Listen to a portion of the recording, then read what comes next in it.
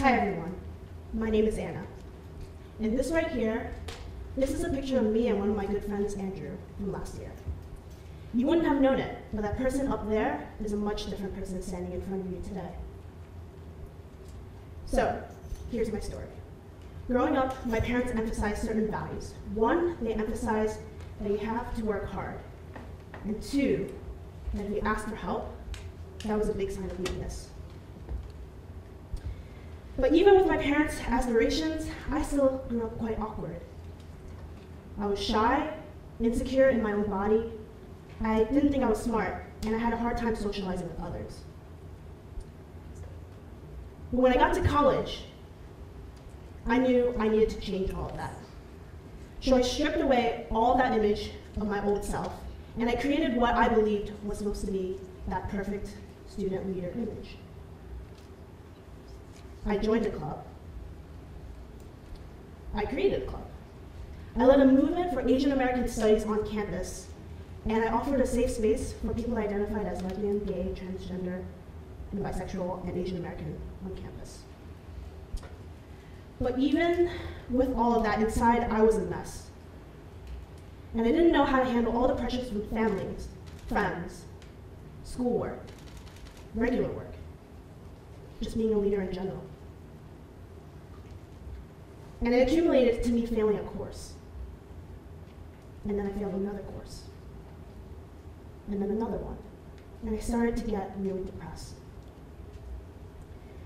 And every single day, I felt like I was carrying this dark hole inside me. And I didn't know how to handle living on every single day. It started getting heavier and heavier and heavier and harder to breathe every single day. Last year, I got an email from my dean saying to make an appointment with her. So I did, I went in, and she sat me down and said, Anna, your GPA is a 1.8. You're not going to be able to continue on next semester. Devastated, I walked back home. I went on my computer, and I typed in how to kill yourself painlessly.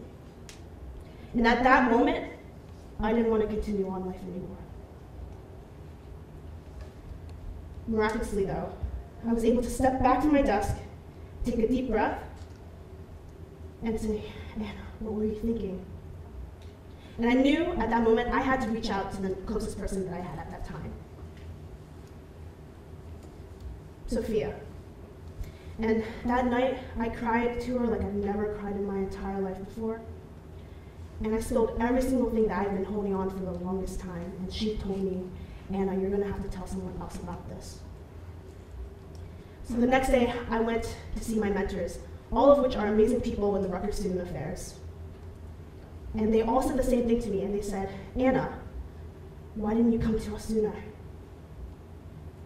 And at that moment, that was my changing point. They didn't judge me, which was one of my biggest fears that I thought. Yeah. In fact, they accepted me, they dropped everything on their desk to help me get me back to where I needed to be. They taught me that I needed to share with others, that I needed to heal from this experience, but most importantly, that I had to start learning to love myself.